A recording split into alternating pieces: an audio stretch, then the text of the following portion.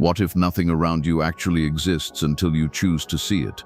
Picture every wall, every memory, every dream hovering as a ghost of probability, waiting for the instant your gaze snaps it into form. In the next breath, we'll shatter the idea that reality is fixed and reveal how your own attention, not luck, not effort, acts as the switch that turns possibility into presence. This isn't science fiction. It's the same phenomenon that stunned physicists when a simple act of observation forced electrons to pick a single path. The real revelation? Your thoughts do the exact same thing to your life. Stay sharply focused, because the way you listen to these words is already rewriting the world you're about to step back into. Imagine an experiment so basic it could fit on a desktop, yet so radical it rattled the very definition of real. Scientists fired individual electrons at a barrier with two narrow openings, now legendary as the double-slit test. When no one paid attention, each electron behaved like a wave, smearing itself across countless possibilities, painting an interference pattern on the screen behind. But the instant a detector watched which slit the electron chose, the wave collapsed into a particle. One path, one mark, one concrete outcome, created by a single act of observation. That microscopic drama exposes a truth hiding in plain sight. Matter itself waits for a verdict. Until awareness shows up, the universe stays undecided, a blur of maybes. Measurement isn't passive reporting, it's a creative handshake between consciousness and the quantum field, forcing existence to pick a lane. Even more unsettling, later delayed choice versions proved the decision doesn't depend on time, meaning observation can rewrite history at the smallest scale. So if electrons sit in limbo until someone looks, what are your thoughts and emotions doing to the larger canvas of your life? That question cracks open the next layer of the mystery, and it's where the science leaps off the lab bench and lands squarely in your everyday reality. But first, we need to confront how easily our own focus can trap us in loops we never meant to replay. Think back to the first 60 seconds after you opened your eyes this morning. Chances are you reached for the phone, felt that familiar flicker of anxiety, scrolled through yesterday's noise, and whispered the same half-hearted affirmation you promised would change everything. In those tiny rituals, your brain wasn't greeting a new day, it was dutifully replaying an old one. Neuroscientists estimate that roughly 95% of a typical day runs on subconscious autopilot, and every automatic reaction works like a detector in the quantum lab, collapsing the limitless wave of what could be into the one outcome you already know. Each emotion you rehearse fires the same neural circuitry until it thickens into a 6-lane highway. By the 50th repetition, the brain stops listening and simply cues the clip, the way a scratched DVD skips back to the same frame. Meanwhile, the quantum field reads that well-worn frequency and obliges, rebuilding the set in perfect detail. Feel a pinch of scarcity, scan for evidence, spot the late bill. Feel more scarcity, loop complete. Every pass is a fresh observation ordering possibility to stand down because the limitation timeline has been selected. Biology joins the conspiracy. Stress hormones flood your cells, locking every receptor to the chemical signature of yesterday's feelings. The body becomes addicted to the familiar cocktail and quietly begs the mind to pour the next round. You comply, not out of desire but because those chemicals feel like home. The field applauds the coherence and prints another copy of the same day. Now consider what you trade for a single unit of attention. Advertisers pay billions for 3 seconds of your focus. The universe trades entire realities for sustained awareness. One uninterrupted minute of elevated attention, gratitude, curiosity, wonder starts carving a new neural groove and broadcasts a fresh vibration the field can't ignore. Within days, the 6-lane highway of worry feels less like a freeway and more like an abandoned road cracking in the sun. Shift the lens and the scene transforms. Cinematographers know that moving the camera an inch can turn horror into comedy, and your perception works the same way. Keep the external facts but change the emotional angle, and the failed relationship morphs into a masterclass in boundaries. Different feeling, different frequency, different collapse. Just as John Wheeler's delayed choice experiment showed that an electron's past can be edited after the fact, a memory revisited through compassion instead of resentment rewires its chemical imprint and the future decisions that reference it. Traumatic waves settle into calmer particles. Tomorrow consults the new cut, not the old scar. Micro detours hijack timelines too. The next time doubt rises, give it exactly 5 conscious breaths before reacting. Those 20 seconds fracture the reflex loop and create a window where dormant probabilities can queue up. Practice that 10 times a day for a week, and you've slipped the track of the default timeline without changing a single external detail. Casual observation, however, is expensive. Casual scrolling, casual gossip, casual self-pity, each is a measurement reinforcing the existing set design. Multiply that by thousands of micro-moments per day, and you've spent your entire quantum budget on déjà vu. High-intent focus costs so much energy precisely because it buys change. Most people abandon the quest here, assuming mindset hacks are the whole game. Yet mindset is only the ignition. What truly supercharges the quantum engine is coherence, the electrifying moment when heart and brain broadcast a single unified signal so clear the field can't look away. In the next section, we'll expose why a racing heart can short-circuit even the most elevated thoughts, and how a 3-minute practice can lock your biology to the timeline upgrade your mind has been trying to dial in all along. Picture your brain as a brilliant radio tower blasting thoughts into the quantum field at 20 watts. Now imagine your heart, an engine the size of your fist, emitting an electromagnetic signal up to 60 times stronger than the brain's. For most people, those two stations broadcast on different frequencies. The mind visualizes prosperity while the heart silently throbs with low-grade panic about rent. The field reads the mixed message like static and sends back more of the same, a few hopeful breakthroughs tangled in background noise. Coherence is the moment the stations lock onto the exact same wavelength. Suddenly, the wattage multiplies, the signal pierces the quantum haze, and reality responds as if it has finally heard a clear command. Researchers at HeartMath stumbled onto this in the late 90s when they wired volunteers to ECGs and EEGs during deep appreciation exercises. Brainwave graphs flattened into elegant sine curves, heart rhythms stabilized like ocean swells, and stress hormones plunged. Fast forward to 2024, portable sensors show that 3 minutes of sustained gratitude can align heart rate variability with alpha brainwaves so precisely that immune markers spike for 6 hours. Translation: coherence isn't airy spirituality, it's measurable biology that tells the field, print this feeling in 3D. But coherence isn't triggered by happy thoughts alone, it's forged in the split-second marriage of emotion and intention. Think of thought as architectural blueprints, detailed, necessary, but lifeless on their own. Feeling is the construction crew, raw energy ready to pour concrete. Align them and a skyscraper appears where empty air once hovered.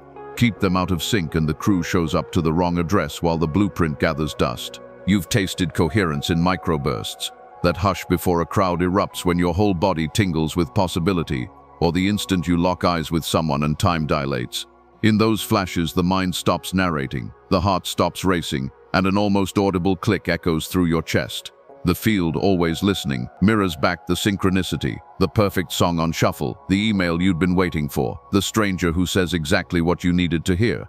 We dismiss those moments as coincidence, because they vanish as quickly as they came. But they're proof of concept, test pings from a universe checking that the line is open. So why is coherence so hard to hold? Biology's default is survival. The heart beats faster at the faintest whiff of threat, spraying adrenaline that yanks brainwaves into high beta scatter. It's an ancient alarm designed for predators, yet it now fires for unread messages and unpaid bills. The fix isn't to silence the heart, it's to retune its rhythm. Slow, intentional breathing, 5 seconds in, 5 seconds out, drags the vagus nerve into parasympathetic gear. Within 45 seconds, the heartbeat smooths, the prefrontal cortex lights up, and thoughts regain their clarity.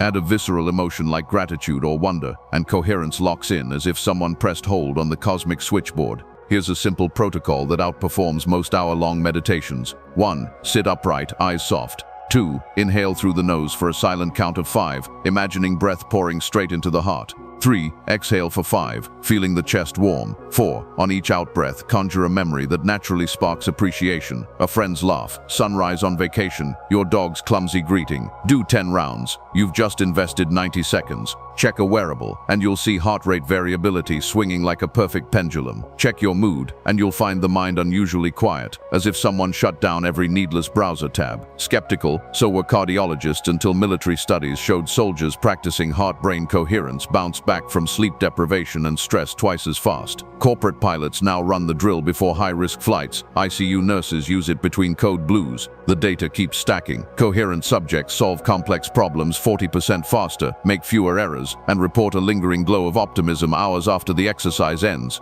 It's not magic, it's signal clarity. And here's the kicker for manifestors. The quantum field doesn't respond to the picture in your head. It responds to the signal your whole system broadcasts. Visualize abundance while feeling unworthy, and you've sent 2 contradictory blueprints. The builder, call it universe, source, matrix, shrugs and keeps constructing the default floor plan. Sync the image with a heart that already feels wealthy, loved, or free, and the field receives one unmistakable transmission. That's when improbable job offers drop in with your morning coffee, and coincidental friendships form that fast-track your vision. Yet coherence isn't a one-time hack, it's a discipline. Slip back into doom scrolling and the heart stutters, the signal fractures, and the field dutifully echoes confusion. Think of coherence as quantum hygiene. You wouldn't brush once and hope for lifelong dental health. You practice daily until the new rhythm becomes your baseline broadcast. In a moment, we'll pit this idea against the sharpest critics, physicists who call manifestation wishful thinking wrapped in jargon. But whether you adopt coherence for mystical creation or plain old emotional regulation, the outcome is the same: a body in harmony, a mind in flow, and a field prepped to mirror your clearest intention. Hold that resonance, because the next section will test whether this unified signal can survive the cold glare of scientific skepticism, and what happens to your reality when you let doubt hijack the frequency.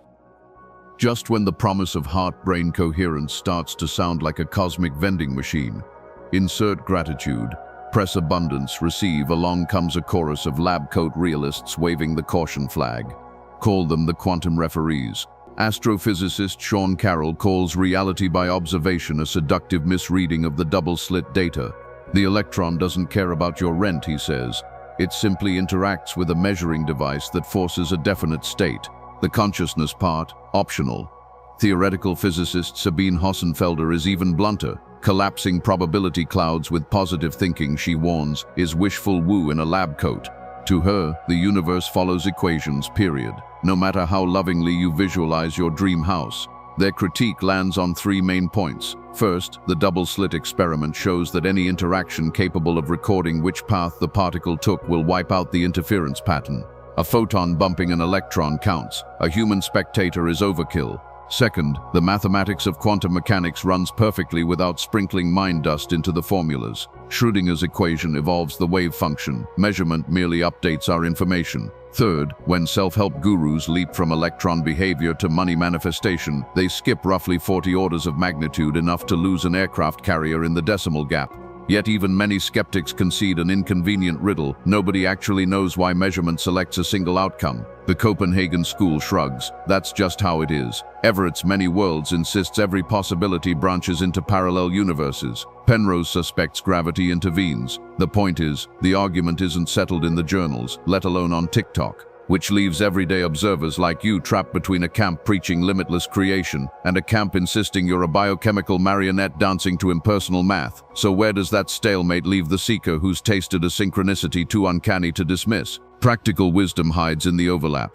The skeptics remind us not to surrender critical thinking just because quantum sounds mystical. The manifestors remind us that our inner state clearly shapes perception, decision, and behavior factors that cascade into external outcomes whether or not electrons salute our affirmations. And neuroscience keeps confirming that coherent emotions reboot immunity, cognition, and resilience, real-world dividends nobody can chalk up to placebo alone. In other words, your consciousness may not rearrange planetary orbits, but it absolutely reorganizes the slice of the universe you can reach. Your body's chemistry, your social microclimate, your readiness to notice doors others stroll past. Even the stoic skeptic has to admit that a mind-heart system tuned to possibility will take bolder actions and spot opportunities a worry-drenched brain screens out. As one MIT physicist joked after a mindfulness retreat, maybe the wave function doesn't care about my breathing pattern, but my grant writing certainly does. Think of it this way: the quantum field might be the grand canvas, yet your everyday focus holds the paintbrush for the square meter in front of you. Brush in bright colors and that patch invites more light. Paint it gray and the dimness spreads. Whether that light is pure psychology, subtle energy, or equation-bending magic is a debate best left to conference halls.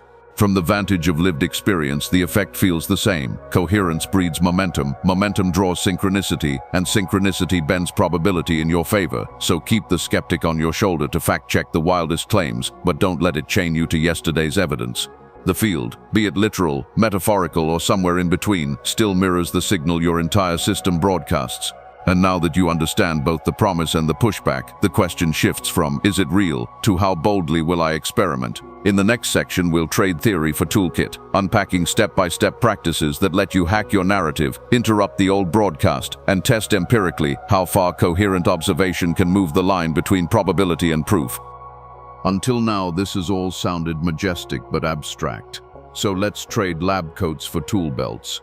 The first rule of quantum carpentry: is interrupt the old broadcast before you splice in the new one. Think of every ingrained thought as a radio jingle looping on an ancient cassette. You can't overlay a symphony until you press pause. The simplest, brutally effective pause button is the 5-breath pattern interrupt. The moment a familiar worry pops up, inhale through the nose for 5 counts, hold for 2, exhale for 5. Those 20 seconds yank your nervous system out of reflex and into choice, buying just enough silence for a different frequency to load. With the static cleared, you need a fresh signal strong enough to dominate the airwaves. Neuroscience shows that memory and imagination fire the same circuits, so you'll hijack that quirk with delayed choice journaling.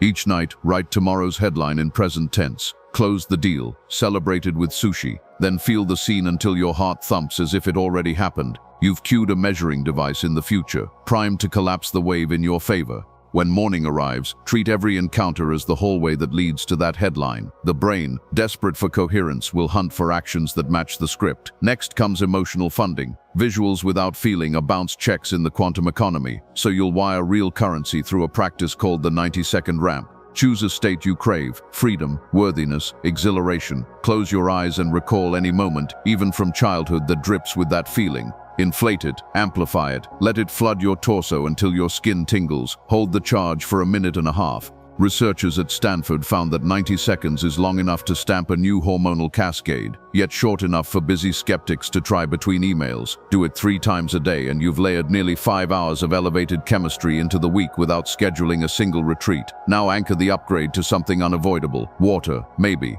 Every sip becomes a micro-ritual. Feel the liquid, silently tag it with your chosen emotion, and swallow both at once. By day's end, you'll have repeated the new broadcast dozens of times, and repetition is the parent of reality. Olympic coaches use a similar trick, linking heart rate spikes to visualization so that the mind associates adrenaline with victory instead of fear. But stories aren't rewritten in isolation. They need social mirrors. Enter the coherence loop. Choose one friend willing to meet weekly for 15 minutes. Take turns narrating future memories, speaking as if they've already unfolded while the listener maintains eye contact and mirrors the emotional tone. Brain scans show that mutual gaze synchronizes neural oscillations, amplifying belief on both sides. Done consistently, your social microclimate stops dragging you back to the old script and starts rehearsing the next act before it premieres.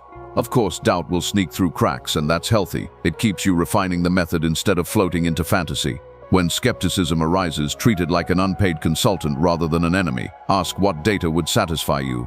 Maybe it's a journal of small wins, a wearable tracking heart rate variability, or a spreadsheet of synchronicities. Provide proof, and the inner critic morphs into an unlikely ally, pushing you toward ever cleaner broadcasts. Keep this cycle running. Interrupt, imagine, fund, anchor, loop, audit, and you'll notice reality bending in increments. A coincidence here, a conversation there, sudden clarity on a snag that stalled you for months. Momentum compounds until the evidence outweighs the memory of struggle, and the old timeline feels as distant as a childhood summer. But what happens when the experiment scales beyond personal wins to ripple through careers, communities, even global movements? That's where we turn next, because once you become a deliberate broadcaster, every thought is a programming decision, and the field is already cued to stream your next episode live. Here's where theory turns visceral. Imagine you've practiced the 5-breath interrupt until it runs like muscle memory, ramped emotion until your chest warms on command, and repeated future headlines so often they read like childhood memories. At first, the changes feel cosmetic. Better sleep, lighter moods, the uncanny sense that red lights turn green as you approach, but coherence compounds. Within weeks, you notice conversations tilting in your favor, clients closing without coaxing, strangers offering help before you ask. Those aren't isolated miracles, they're statistical drift. Each elevated observation shifts the probability curve a hair, and thousands of micro-shifts snowball into outcomes your old self would have filed under impossible. Biology records the pivot long before the bank account does. In blood work, inflammatory markers slide downward while immunoglobulins creep up, mirroring HeartMath's 2025 findings that sustained coherence can boost antibody production by 20% in 30 days. Meanwhile, the limbic brain, once hypersensitive to threat, quiets down, freeing prefrontal circuitry for strategic thinking. The inner chatter that used to hijack creative flow drops to a murmur, and the freed bandwidth shows up as inspired ideas, new product angles, song lyrics, the solution to a logistical snag that's bled cash for months. You begin to grasp that manifestation is less hocus pocus, more cognitive liberation, an upgraded operating system cranking out higher-order choices that cascade into tangible gain. Then ripple effects announce themselves. Friends comment that you look different, brighter somehow, even on the same sleep schedule. Family drama that once triggered volcanic emotion now feels like background radio. You respond with calm curiosity and watch old conflicts deflate like punctured balloons. Colleagues start mirroring your language of possibility, and office gossip shifts from complaints about overtime to excitement over a joint venture someone just thought up. Evolutionary biologists would call it cultural memetics. Mystics call it entrainment. Either way, your broadcast is contagious and social clusters reorganize around the new signal. The field keeps score in synchronicity. Say you've been observing creative freedom. A client delays payment, but instead of spiraling into scarcity, you hold the charge of trust. That afternoon, an unrelated lead slides into your inbox, offering higher pay for work that thrills you. Old timeline. You'd have doubted your worth, accepted a low fee and carried tension into the weekend. New timeline. You negotiate confidently, close at your ideal rate, and notice you're humming while making coffee.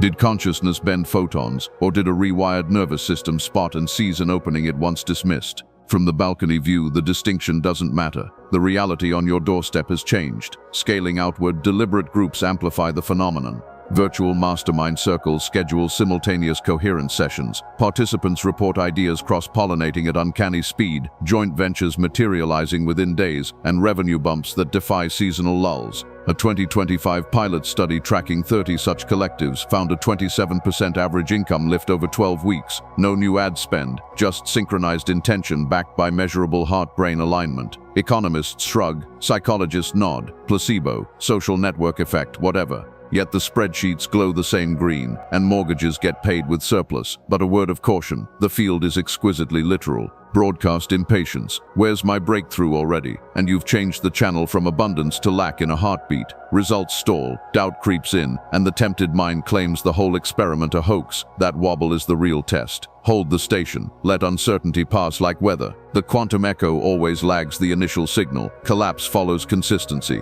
Think of bamboo that grows underground for years before shooting up 2 feet a day. Most observers quit inches from daylight. Stick with it, and life begins to feel scripted by you. Commutes align with your favorite podcast uploads. Networking events pair you with investors who share your values. An offhand tweet attracts a mentor whose book sits dog-eared on your shelf. The skeptic may still insist it's cherry-picking, but you're living inside the harvest, eating fruit that wasn't on the tree last season. At some point, the evidence tips from anecdote to pattern, and the only logical move is to double down on the broadcast. That's when creation graduates from personal upgrade to collective influence. Every coherent thought becomes an unpaid advertisement for possibility, and every interaction is a chance to embed a new frequency into your community's fabric. Ready or not, you're now a programmer of shared reality. In our next and final section, we'll explore how to wield that responsibility without burnout, hubris, or the hidden sabotage of old identities trying to stage a comeback. Because once the field starts echoing your clearest note, the only ceiling left is how boldly you dare to sing. By now, you've felt how a single coherent mind can bend the probabilities inside one life. But the real story begins when those personalized ripples overlap. Picture your intention as a pebble tossed into a glassy lake. The circle expands until it meets another, and soon the whole surface vibrates in synchronized rings. Social physics calls this phase locking, when independent oscillators fall into step, and it happens faster than anyone expected. A 2025 study at the University of Exeter found that teams who spent even 2 minutes in guided coherence before brainstorming produced 34% more viable breakthrough ideas than control groups immersed in pump-up music. Translation: collective resonance turns average rooms into lightning labs. But here's the caution the memes never mention. Amplified power also magnifies signal drift. One person's doubt becomes a static burst the whole group feels, and unconscious agendas can hijack the broadcast. To safeguard against that, seasoned observers' circles anchor 3 ground rules. First, shared North Star. State the common intention in one clear sentence and repeat it until everyone can recite it without thinking. Second, emotional hygiene. Before the session, each participant runs a quick 5-breath reset to flush residual tension, so the group field isn't muddied by personal stress. Third, time-boxed vulnerability. Allocate precisely 3 minutes per person for honest fears, and then seal the topic with a ceremonial exhale. No rambling. The story ends when the breath does. Those borders keep the frequency laser tight, allowing the combined wattage to surge instead of fray. The returns are shockingly tangible. Small businesses practicing weekly coherence huddles report supplier delays shrinking, marketing copy going viral, and team sick days plunging. Parents who introduce bedtime coherence with kids notice tantrums drop and homework resistance soften.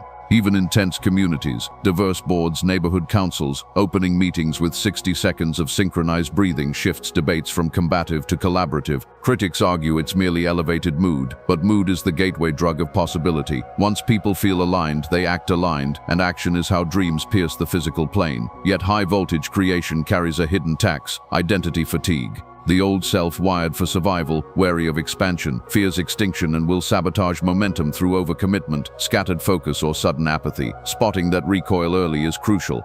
When enthusiasm morphs into obligation, pause the outward push and replenish the charge internally. Think of yourself as a lighthouse. The bulb must cool between flashes to keep shining. Schedule solitude, indulge simple pleasures, let the nervous system recalibrate. Remember, coherence isn't constant output, it's rhythmic pulsation. Broadcast, recharge, broadcast. And never underestimate the power of micro-mentorship. Every conversation is an invitation to slip a new frequency into the collective soundtrack. A passing comment, what if the best-case scenario is just as likely, plants a quantum seed in someone else's mind. Most will shrug it off, but a few will feel the click and start broadcasting their own upgraded signal. That's cultural compounding interest, ideas that spawn ideas faster than any single guru could preach. So the question is no longer whether you can influence the field, it's how responsibly you'll wield the dial. Because the moment your broadcast touches another nervous system, you step into creative leadership, whether you asked for the title or not. Lead with clarity and care, and the echo widens in beauty. Lead with haste or ego, and the resonance distorts into noise that boomerangs back. Hold that awareness, because our final section will reveal the ultimate safeguard against self-sabotage, a simple yet radical practice that locks your newfound power into a cycle of perpetual renewal, ensuring the field keeps sculpting realities that not only thrill you but uplift everyone swimming in your expanding wave. Imagine the universe as an endless library of unwritten books, each one a possible timeline, each page blank until inked by your gaze. Every coherent breath you've practiced, every thought you've sculpted with emotion, has already pulled a volume from that shelf and cracked it open. Now comes the decisive act, writing the story as you live it. That means treating each moment like wet clay, soft enough to shape, firm enough to hold new form. Wake up tomorrow and look around with the eyes of an author checking a draft. Where does the prose lag? Where could a single sentence of gratitude quick edit the scene? Because the field is reading over your shoulder, waiting to spell-check reality to match the tone you set. But authorship isn't a one-time privilege, it is a pulse. Some days your signal will blaze and doors unlatch before you knock. Other days the old frequency sneaks back and the plot feels stuck in filler chapters. That's your cue not to judge the dip, but to double down on coherence. 5 breaths, 90-second ramp, drink and anchor until the narrative lifts again. Do it enough and relapse turns from crisis into contrast. A brief cameo that highlights how far the protagonist has come. As your personal storyline stabilizes, the field invites a sequel, collective authorship. The promotion you manifested positions you to hire talent whose dreams echo your own. The podcast you launch amplifies voices that would still be whispers. The kindness you radiate at the grocery line ricochets down aisles and through days you'll never witness. Quantum physics calls it entanglement, poets call it grace. Either way, the chapters overlap until no table of contents can separate your success from our uplift. So here's the final invitation. Simple, radical, irreversible. Tonight, before sleep erases the slate, close your eyes and declare one sentence to the field. I observe a world that thrives because I do. Feel it land in your chest, let it thrum in the bones and drift off as if the library lights have already dimmed to publish your next edition. When dawn arrives, open the book, read the fresh line life hands you, and write the next one with the ink of unwavering focus. Your reality is no longer a story you're told. It's a manuscript drafting itself through the precision of your attention and the purity of your state. And somewhere, just beyond the edge of measurable time, the universe is leaning in, pen poised, asking, what scene will you observe into existence next?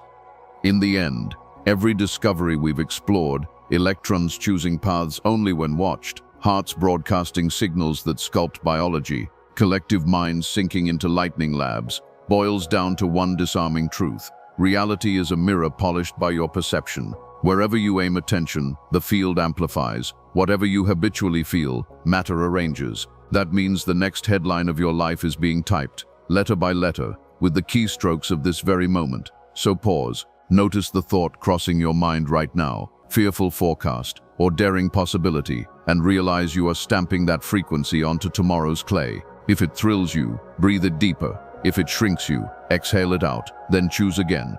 Because from this breath forward, you are not just an observer of unfolding scenes. You are the architect deciding which story the universe rubber stamps into fact. Anchor that power with one simple ritual. Before you click away, type in the comments the reality you're ready to witness. Start with "I am observing" and finish the sentence. Let it be your first public blueprint, a tiny wave that signals the field you're done replaying history and ready to broadcast something unprecedented. Remember, the quantum library never closes, and blank pages never run out. The only question left is the one only you can answer. What will you observe into existence next?